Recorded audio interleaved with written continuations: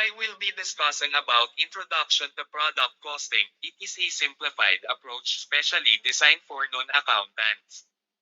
This topic will explain how to cost our products in a simple way. First is, I will explain what our product costs. Product costs are costs that are incurred to create a product that is intended for sale to customers. Product costs include direct material, direct labor, and manufacturing overhead. Ang product cost ay tumutukoy sa kabuuang gastusin na ginugol sa paglikha o pagbili ng isang produkto, kabilang ang mga direktang gastos tulad ng mga materyales at sahod, pati na rin ang mga hindi direktang gastos gaya ng overhead kabilang na dito ang pag-depreciate ng mga machinery o kagamitan. Mahalaga ang pag-unawa sa product cost sa pagtatakda ng kompetitibong presyo, pagpapahusay ng kita, paggawa ng maayos na desisyon sa pinansya, at pag-optimize ng pagiging epektibo ng produksyon sa negosyo. Understanding the costs in product costs are the costs directly incurred from the manufacturing process. The three basic categories of product costs are detailed below. First is the direct materials. Direct material costs are the costs of raw materials or parts that go directly into producing products. For example, if company A is a toy manufacturer, an example of a direct material cost would be the plastic used to make the toys. Ang direct material sa konteksto ng isang toy manufacturer ay tumutukoy sa mga raw materials na direktang ginagamit sa produksyon ng mga laruan. Ang mga materyales na ito ay direktang maaaring matagpuan sa mga tapos na produkto at mahalagang bahagi ng proseso ng pagmamanupaktura. Para sa isang toy manufacturer, maaaring kasama sa direct materials ang mga sumusunod. Una, plastic o metal na mga component. Ito ang pangunahing mga materyales na ginagamit upang gawing pisikal na bahagi ng mga laruan, tulad ng katawan, mga paa, at mga aksesorya. Pangalawa, tela at textiles, ginagamit sa paggawa ng mga malambot na laruan o damit para sa mga manika. Pangatlo, electronic components, batteries, circuit board, o sound chips na ginagamit sa mga laruan na may mga elektronikong function.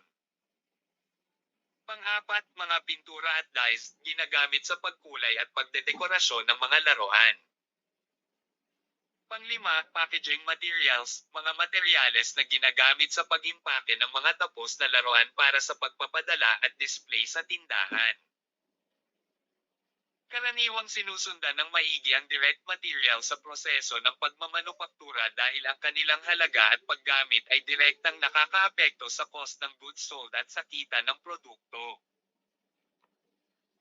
Second type of cost is the direct labor. Direct labor costs are the wages, benefits, and insurance that are paid to employees who are directly involved in manufacturing and producing the goods. For example, workers on the assembly line or those who use the machinery to make the products.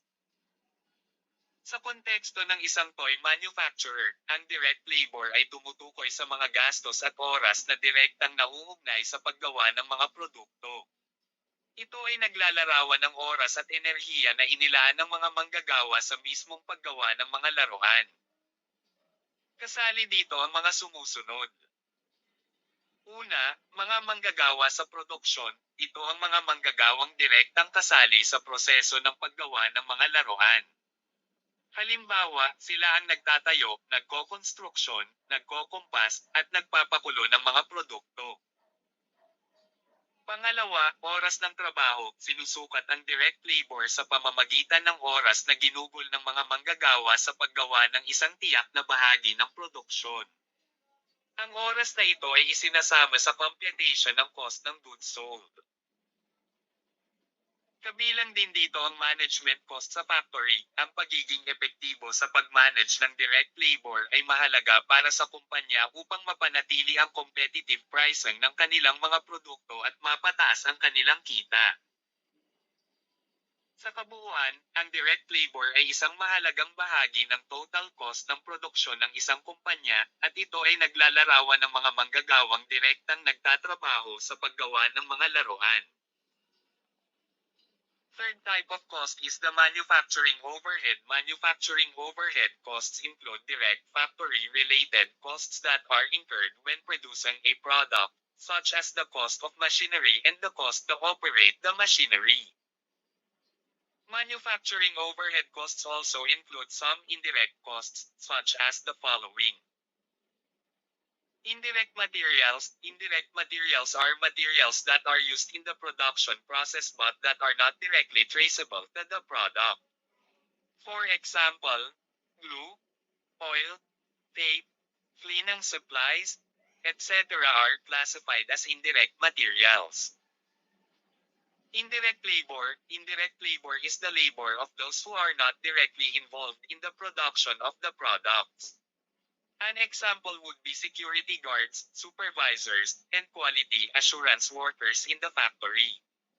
Their wages and benefits would be classified as indirect labor costs. Ang manufacturing overhead ay tumutukoy sa mga gastusing hindi direkta sa paggawa ng tiyak na produkto ngunit mahalaga pa rin sa proseso ng pagmamanupaktura. Ito ay karaniwang binubuo ng mga gastusin tulad ng kuryente, tubig, pagmamanupaktura ng equipment, depreciation ng mga pasilidad, at iba pang pangkalahatang gastos na may kaugnayan sa operasyon ng produksyon. Ang mga gastusin sa manufacturing overhead ay hindi maaaring direktang isama sa cost ng isang partikular na produkto, kundi kadalasang ina-allocate o ini-distribute batay sa isang predetermined rate tulad ng oras ng paggawa o halaga ng direct labor. Samantala ang indirect materials naman ay mga materyales na ginagamit sa produksyon ngunit hindi diretso at malinaw na nauugnay sa partikular na produkto. Halimbawa nito ay mga cleaning supplies, lubricants, o mga fasteners na ginagamit sa mga machinery. Hindi tulad ng direct materials na makikita ng diretso sa produkto, ang mga indirect materials ay kailangan pa ng pag-a-allocate sa manufacturing overhead. Ang indirect labor naman ay tumutukoy sa oras ng trabaho na ginugol sa mga gawain na hindi direktang nag-aambag sa paggawa ng partikular na produkto. Halimbawa nito ay mga manggagawang nagtatrabaho sa maintenance ng equipment, paglilinis ng pasilidad, pagbabantay sa inventory, at iba pang administratibong gawain na nagiging bahagi ng overall production process. Ang indirect labor ay kailangang ibahagi sa manufacturing overhead dahil hindi ito direktang makakonekta sa bawat produkto na ginagawa ng kumpanya. Example of product costs. Halimbawa, Company A is a manufacturer of tables. Its product costs may include direct material, the cost of wood used to create the tables o direktang nakikita sa isang produkto. Direct labor, the cost of wages and benefits for the carpenters to create the tables or ito yung mga sahod ng mga tagagawa. Manufacturing overhead, the cost of nails used to hold the tables together dahil ito ay hindi direktang nakikita sa produkto. Manufacturing overhead, the cost of wages and benefits for the security guards to overlook the manufacturing facility, and manufacturing overhead, the cost of factory utilities. Illustration. Company A produced 1,000 tables. To produce 1,000 tables, the company incurred costs of $12,000 on wood ang nagamit sa buong production. $2,000 on wages for carpenters and $500 on wages for security guards to overlook the manufacturing facility. $100 for a bag of nails to hold the tables together. $500 for factory rent and utilities. So paano natin i-compute ang total costs at cost per unit? Total product costs. $12,000 direct material wood plus $2,000 direct labor wages of carpenter plus $100 indirect material cost of nails plus $500 indirect labor wages of security plus $500 other costs rent and utilities equals $15,100. As this is the cost to produce 1,000 tables, the company has a per unit cost of $15.10 or $15,100 divided by 1,000 equals $15.10. Period costs. Product costs are costs necessary to manufacture a product, while period costs are non-manufacturing costs that are expensed within an accounting period. So ano ba ang pagkakaiba ng product cost sa period cost?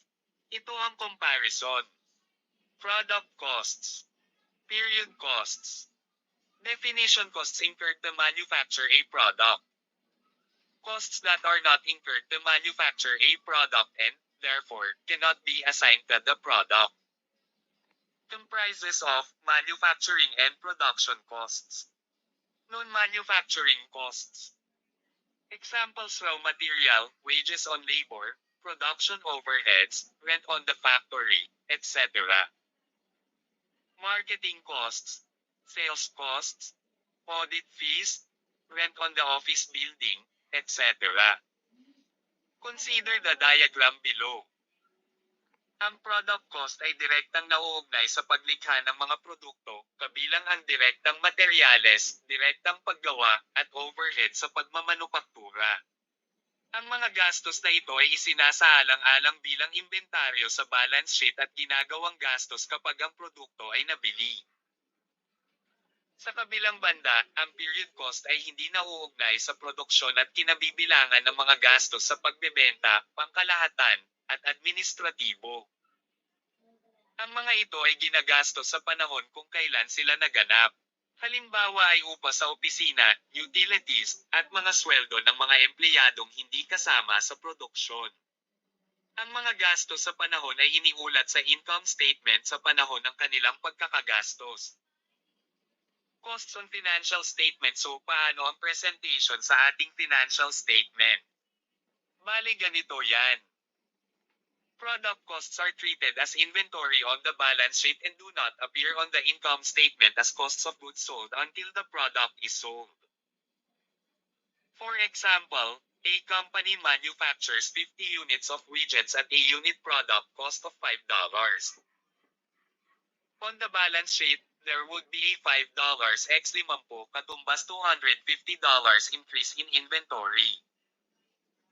If the company sells 20 units of widgets, $5 x 20 katumbas $100 in inventory would be transferred to the cost of goods sold on the income statement while the remaining $150 would remain in inventory on the balance sheet.